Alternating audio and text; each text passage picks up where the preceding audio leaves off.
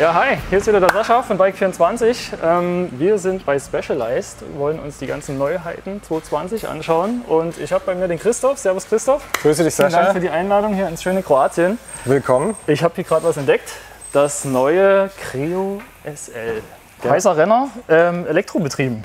Du, was habt ihr euch dabei gedacht? Also die Idee bei dem E-Roadbike ist natürlich, dass es in erster Linie auch ein High-Performance-Roadbike ist, ein Renner ist, der halt zusätzlich Motorunterstützung liefert, wenn du sie brauchst. Und deshalb war bei der Entwicklung auch ganz wichtig, dass sich das Bike auch super ohne Motorunterstützung fährt. Also jenseits der 25 km/h-Grenze, die ja für Pedelecs in der EU gilt, oder auch wenn du den Motor im Off-Mode betreibst. Ne? Und deshalb ist das Bike super leicht geworden. 12,4 Kilo hier in der S-Works-Ausstattung, das ist echt eine Ansage. Und der Motor ist auch komplett entkoppelt, heißt, ohne Motorunterstützung fährt sich das Bike immer noch sehr, sehr gut. Und das ist natürlich sehr gute Voraussetzungen für einen Renner. Okay, ich sehe hier wunderbar lackierten Carbonrahmen. Vielleicht fangen wir dort einfach mal an, ins Detail zu gehen. Genau, also das ist jetzt hier die S-Works-Variante im Colorway Oil Slick. Sieht sehr, sehr geil aus, gerade in der Sonne kommt das richtig cool raus. Changierende Farben von grün, blau, lila Tönen, ist alles dabei. Sehr, sehr cool. Und der Rahmen ist voll Carbon, 11 Fact Carbon, ist also das hochwertigste Carbon, das wir bei Specialized bieten. Und Ziel war es, ein sehr, sehr leichtes Bike zu generieren, damit man halt auch viel Spaß hat damit. Ja. Okay. Bremsentechnisch habt ihr die Dura-Ace verbaut. Was den Antrieb betrifft, sehe ich die XTR, die i2, und dann haben wir natürlich hier den Elektromotor. Vielleicht kannst du zu dem speziell immer noch ein paar Sachen erzählen, weil das ist natürlich hier das Herzstück. Also der Motor ist eine Eigenentwicklung von Specialized. Das ist ein Specialized SL-Motor 1.1, den wirst du so an keinem anderen Bike bei einem anderen Hersteller finden. Und genauso der Akku ist fix installiert, also zum Laden kannst du nicht ausbauen, sondern hier gibt es eine Ladeluke, wo du das entsprechend anschließen kannst. Aber das Bike ist so leicht, dass man es auch relativ einfach handeln kann, um es halt an eine Ladestation, an eine Steckdose zu bringen. Und der Motor hat ungefähr die halbe Leistung, die man vom EMTB gewohnt ist, weil der Ansatz des Bike ist es, dass es nach wie vor ein Rennrad ist, das aber zusätzliche Unterstützung liefert, wenn du sie halt brauchst. Das kann zum Beispiel sein, um Leistungsunterschiede auszugleichen. Also eine Gruppe sind unterschiedlich starke Fahrer und da kann dann halt auch jemand, der etwas schwächer ist, halt dann mitfahren, mithalten.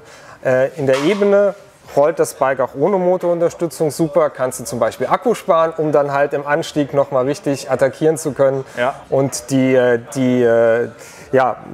in der Gruppe drin zu bleiben. Ja. Der Motor ist auch komplett entkoppelt, bedeutet, wenn du kurbelst und der Motor nicht unterstützt, bewegst du nur die Welle zwischen den zwei Kurbelarmen und innen drin die Zahnräder werden nicht mit bewegt. Okay. Da ist ein Freilauf mit drin, wie man das zum Beispiel auch von der Hinterradnabe kennt. Wenn du halt rollst, ohne zu treten, dann dreht sich das Ritzelpaket nicht mit. Und so ein Freilauf in etwas abgewandelter Form ist auch im Motor verbaut. Insofern kannst du kurbeln, ohne innen drin die ganzen Innereien des Motors mitzudrehen. Und dadurch fährt sich das Bike halt einfach auch spitze. Ohne Motorunterstützung, wenn du sie dann brauchst, hast du dann halt extra Power und kriegst die Beine von Peter Sagan, die du quasi auf Knopfdruck hinzuschalten kannst. Ja, das klingt ja schon mal spitze. Ich glaube, eine sehr steife, auch eine sehr harte Geschichte wahrscheinlich, ein E-Rennrad. Ihr versucht da ein bisschen gegenzuarbeiten mit dem Dämpfungssystem, oder? Ja, also der Future Shock hier vorne im Steuerrohr soll einfach etwas mehr Komfort schaffen, wenn du auf unruhigen Untergründen unterwegs bist, damit du nicht so schnell ermüdest. Und da wird halt die Schläge von der Straße, vom Untergrund werden da abgefedert. Und du kannst hier auch während der Fahrt die Härte einstellen und somit bist du da flexibel, wie stark der Future Shock dämpft. Und da sparst du einfach auch Kräfte. Gerade bei längeren Rides ist das Schulter-Nackenbereich auch angenehmer und es kostet halt einfach auch Kraft, dem Körper die Vibration dann auszugleichen. Okay. Ja, Stichwort Dämpfung. Ihr habt tatsächlich auch noch eine Alternative, die für etwas rougheres Gelände geeignet ist. Es gibt eine Gravel-Variante. Das Creo Evo. Lass uns das nochmal anschauen. Genau, hier sehen wir das Creo SL in der Evo-Variante. ist für den Offroad-Bereich, Gravel, Forststraßen, Adventure Rides ausgelegt. Unterscheidet sich von der Road-Variante zum einen durch die breiteren Reifen und das profiliert natürlich, damit du mehr Grip hast. Ja. Und hier hast du auch eine Dropper-Post mit 5 cm, kannst du die Höhe vom Sattel verstellen. Und der Lenker ist hier ausgestellt, damit du ein bisschen mehr Kontrolle hast. Rahmen, Motor, Batterie sind identisch zum Road. Das Creo bedient man hier im Oberrohr über die TCU. Hier hast du den An-Ausschalter, wo du das Bike einschalten kannst. Und hier ist der Knopf, wo du die Unterstützungsstufen wählen kannst. Es gibt insgesamt 4 Unterstützungsstufen. Ein Off-Modus bedeutet, der Motor unterstützt gar nicht, aber die Verbindung zum Beispiel zu deiner App, zur Aufzeichnung läuft weiterhin. Okay. Und dann gibt es Eco, Sport und Turbo. Und die 3 Stufen kannst du auch individuell mit der Mission Control App konfigurieren, wie stark dich der Motor in den jeweiligen Stufen unterstützt. Zusätzlich siehst du hier 10 Striche den Ladezustand des Akkus. Ein Strich steht für 10%.